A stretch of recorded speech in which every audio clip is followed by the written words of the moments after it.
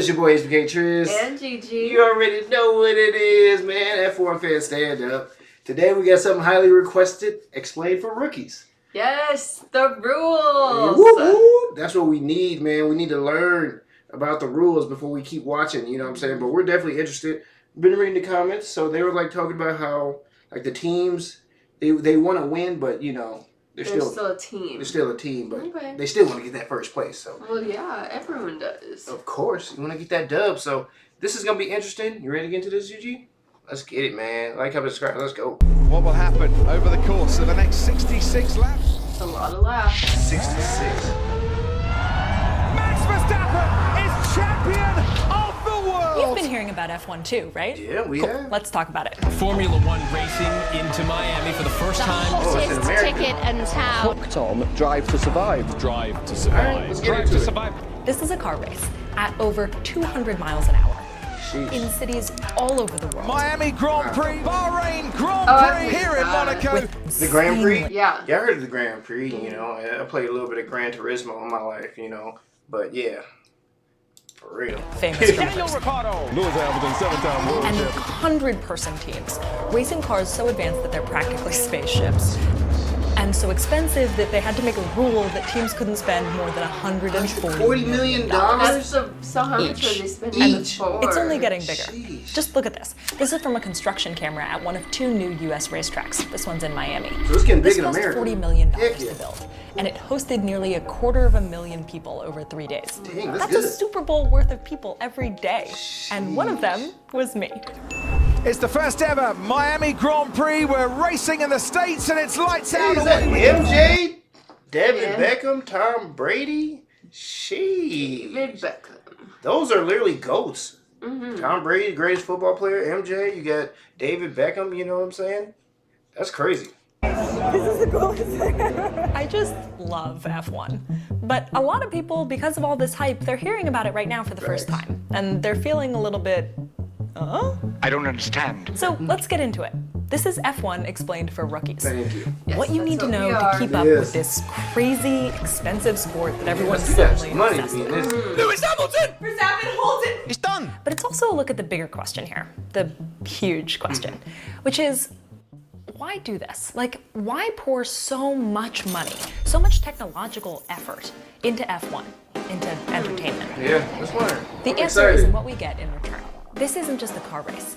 This is a space program for the road. General growth in interest. F1's becoming much more of a thing here in the States. Monaco Grand Prix. Win the Yeah, Italian Grand Prix. Bahrain they're like little Grand Prix. rockets that you can drive. If you're new to F1, you might know its American cousins. Yeah, This car NASCAR. has Yeah. the least family resemblance. Closed cockpits, oval Actual tracks. car. Yeah. IndyCar and F1 look more related. They've got the spaghetti-looking track, open cockpits. But there's one really important difference between these two.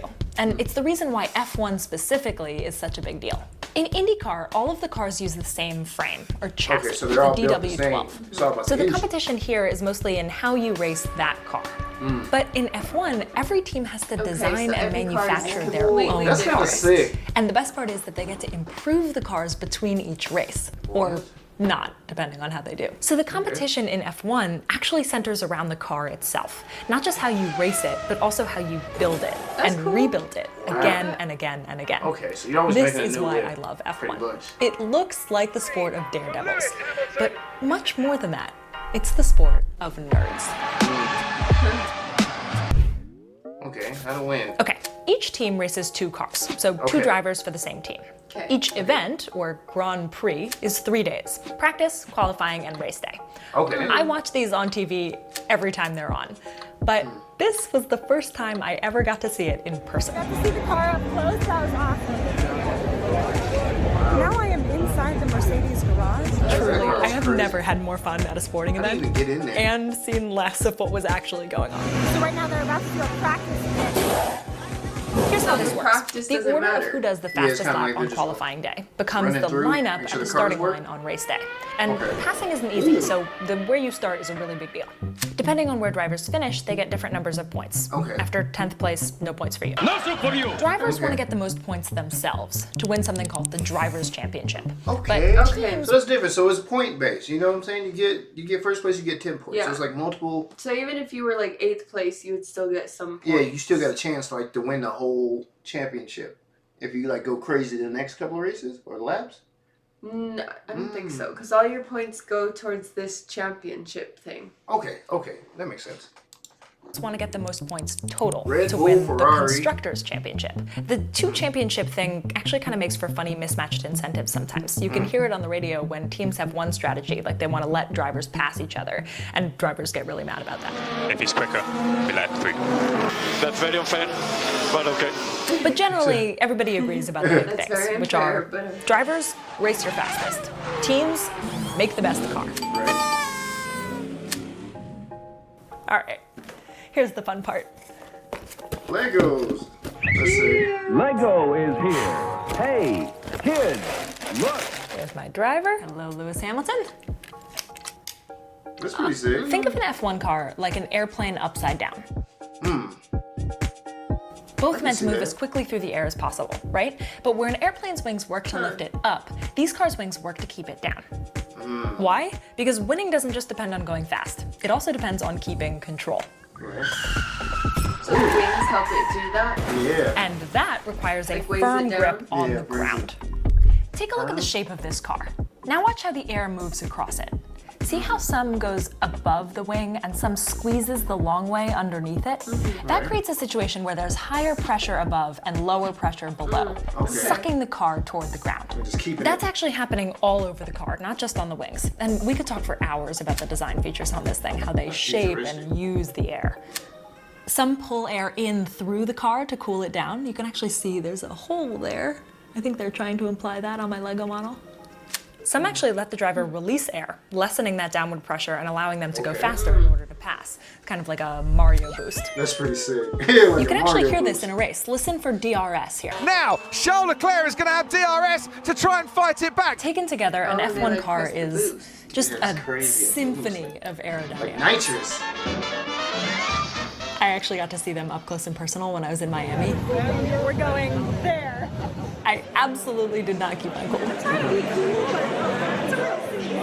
You can see teams perfecting these cars over the years, understanding the need for wings and adding them and changing the shape and pushing our understanding of aerodynamics to shave off they just changed so fractions many of a times. So second. cool. Hundreds, sometimes thousands of people work on this, all for one team. So, how much does this cost? Whole bunch.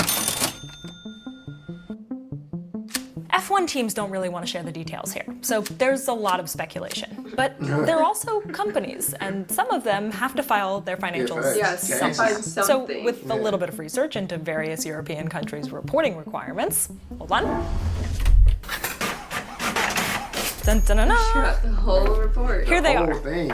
Annual reports for every F1 team I could find, which is actually 8 out of 10, so I'm feeling pretty good about it. Pretty good. As a fan, this is kind of cool. Like, look, this is Toto Wolff's signature. What I learned from all this You is that just running an did that? F1 team I know, costs that's anywhere crazy. from $95 million to $425 million. Ooh, that's a lot of money. But the year after these were filed, F1 instituted a new rule saying all teams were only allowed to spend $140 million. So these reports are going to look a lot Which is different for crazy. this next coming year. Oh, that's not even the driver's salaries. Still a That's just on lot. the No car. matter what, F1 teams spend a ton of money. So, what do they make? These reports show that F1 teams make approximately nothing. What? They run surprisingly close to break even.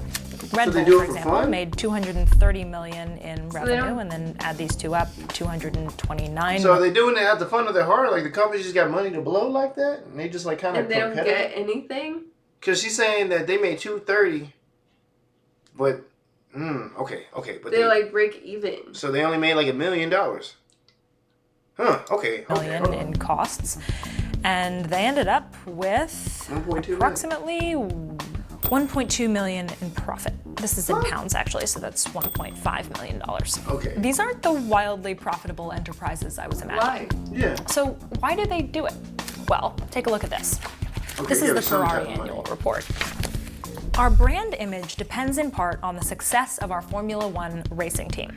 The racing team is a key component of our marketing strategy. It's advertising. Advertising. So it's kind of showing, like, you know, because I'm guessing a lot of people who go to F1 are probably rich people, you know what I'm saying? So they kind of just like, it's marketing to show, like, hey, we got the best product. Like, our engines are the best, everything. Like, we're innovative, we have a great team. Yeah. Because it's like, it's Mercedes, Ferrari. That's so crazy, That's though. crazy. They don't get anything. It's literally just an advertisement, so people can like, ooh, I want a Mercedes. That's So crazy. These rich people were like, we're bored, let's just have fun. Let's just have fun, make the craziest cars we can, or pay these guys to race them, and then people are gonna look at it like, oh yeah, Ferrari won, so Ferrari got the best cars. Period. I guess. I mean, if you got money, like the money, yeah. like okay, because you know regular people buy toy cars and race them, so like they can buy real cars and race them. They use F1 to sell other stuff, whether that's luxury sports cars or a sports drink. Red Bull gives you wings. I mean, as entertainment, F1 is incredible. But a lot of people do feel that it's somewhat wasteful. How much does a Formula One car cost? $400 million. Is it worth all that money? This is bigger than F1. It's kind of crazy to think about how much work we as a species put into entertaining ourselves. Entertainment. But I that's think a what good makes point. F1 feel particularly acute for some people is the technology element here. All of this engineering work and all of this energy being spent on 20 fossil fuel reliant cars makes people wonder sometimes if that energy might be better spent elsewhere. Like literally anywhere else. But F1 is more than just entertainment. It's better thought of actually as one giant experiment. F1 pushes everything to the extreme. What do you need to create to compete at this level, to keep control at these speeds, to keep the driver safe in these conditions? The idea is that the technology that they build ends up trickling down to all of us non-race car drivers. My question was, is this actually true or does it just sound good? I wanted to find specific car parts that were developed for F1 and then ended up in my car. But the more research I did, the more complicated it got. People often talk about paddle shifters, for example, but those were actually developed decades before F1. F1 teams just made them better. Same for active suspension, anti-lock brakes, traction control. What I found was that F1 was less trickle-down and more flywheel. F1 combines technologies that might already exist and then pushes them to an extreme, making them better in the process and then inspiring, or literally manufacturing, better tech for all of us. For example, take thermal efficiency, the percentage of energy from it. Yeah, we're getting benefits from it. Like they are like taking car technology to the max, and they're like, okay, maybe we can put this in regular cars, and then everyone copies. Doing crazy things with it. Yeah. Wow. Because she said they're not really creating anything new. They're just kind of innovating it. Yeah. That's good. That's cool though. That's cool. I mean, if you're those owners and you got the money to mess around, I guess hey, you got billions of dollars. I guess you can do whatever you want to do. From combustion that actually makes the car go, as opposed to being lost to heat. Most combustion road cars have a thermal efficiency between 20 and 30%, which means only a third of the energy actually makes the car go. F1 cars can't refuel during the race, so there's a very strong incentive for them to be efficient. They're at about 50% now, thanks to new hybrid engines. Gains that have been dragging the rest of the car industry forward. Or data collection. Sensors on F1 cars collect huge amounts of information and then feed it back to the driver and the team. They didn't invent a lot of these systems, but they use them in ways that they've never been used before. And that's actually getting more and more important as we move potentially towards self-driving cars. This is the real promise of F1, and it all stems from that original requirement to build their own cars. Basically, we'll do all of this research and development, and we'll create new technologies and also combine all of the cutting-edge tech, and we'll push it to its limits and develop it further, and you don't even need to pay for it. We'll race these things against other groups of engineers doing exactly the same thing. You get the money for it. In this crazy round-the-world sport that lots of people really love, that is actually, at the end of the day, the biggest, most expensive group project science competition of all time. People debate whether or not we should spend money on lots of our efforts to learn. And yet, they consistently push forward both the tech that we actually use and our understanding of the world around us. In this case, it also makes some money, and it's fun to watch. think once you see the promise of F1, it allows you to think differently about lots of things. We need people working far beyond the edge, like pulling forward the limits of what we can do. The question now is, what do we need to learn next? Thanks. If F1 pushes forward car innovation and the future of cars is electric, does F1 need to get more electric too? Yeah. Oh, electric F1 cars are crazy. Because if y'all know about them, Teslas are freaking fast, man. Electric cars are fast because they don't have an engine. So it's like, there's no real barrier. Really? Yeah, because I remember when I drove my homie's Tesla, that thing was fast. And it was just a regular Tesla. It wasn't no special. Yeah, but how fast can it get? I don't know. But I knew it was fast when I was driving it. And I was barely touching it. So I know electric can get... I don't know. Y'all let us know. But I know electric can get fast. There's no real... I don't know if that's fast, though. Well, because I know what you're saying. Like, when you press on the gas and it's it feels like it's going fast. But I'm not sure if that determines how fast. Speed. True. Because if it can only go as fast as a regular gas car, then what makes it fast? Fast. Okay. I guess, yeah, we need somebody let us loan their electric car, man. We need to race it real quick. But yeah, this is getting good. If F1 pushes forward car innovation and the future of cars is electric, does F1 need to get more electric too? And if F1 doesn't go more electric, does it get farther and farther from its original promise over time? Less applicable to the technology that we use and more a novelty. Oh, let's go watch those cars that use gas. I don't know. Now you're up to speed. You can watch a race, you can enjoy it with your friends, and you can also speculate, like the rest of us, where it's all gonna go. I'll be watching with you, and I'll be rooting for my favorite team. Mercedes. All right, shout outs to Cleo, man. Make sure y'all subscribe to her, man. She did a great video. That was good. Yeah, for real. Shout outs to the person who sent me this, told us to check it out. This was pretty dope. Yes. I can't wait to get into F1 and then learn more about it. Now we can kind of see what's going on and understand what we're looking at, you know? And then they all build their cars from scratch to continue to be innovative and rework some of the things that we've already done. That's really cool. Yeah, pushing technology to the max, you know? So that's going to be pretty dope to check out, man. Y'all got to make sure y'all subscribe, brothers and sisters, because there's going to be more F1 on the channel for sure, man. And we have to pick a favorite team. Ooh. You got Red Bull, I saw Mercedes, Aston Martin. Ferrari. You know what I'm saying? I don't know. I like Mercedes, though. But, you know, but, yeah, y'all got to let us know. Y'all got to let us know who y'all... Oh, yeah. Good one. Comment down below y'all's favorite team and let us know what team we should pick. You know what I'm saying?